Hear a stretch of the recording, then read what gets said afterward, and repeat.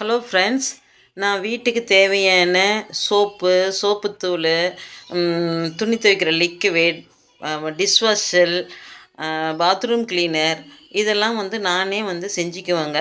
இதுக்கு raw material வாங்குறதுக்காக சேலம் கல்லாங்குத்தில் இருக்கிற கடைங்களுக்கு கெமிக்கல் கடைக்கு போயிருக்கேன்.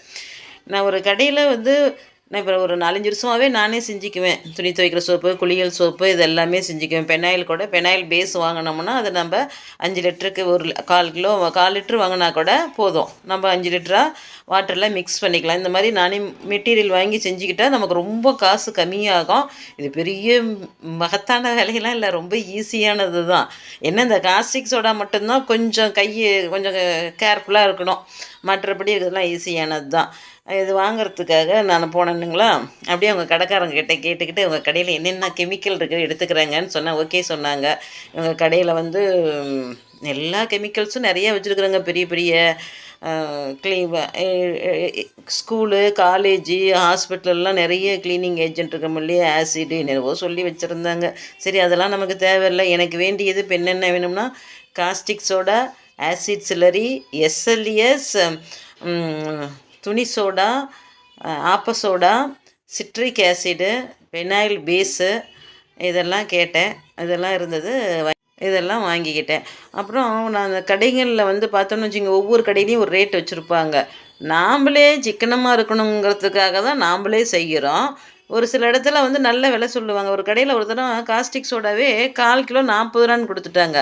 ஆனால் அப்போ 1/4 கிலோ 25 ரூபா தான்.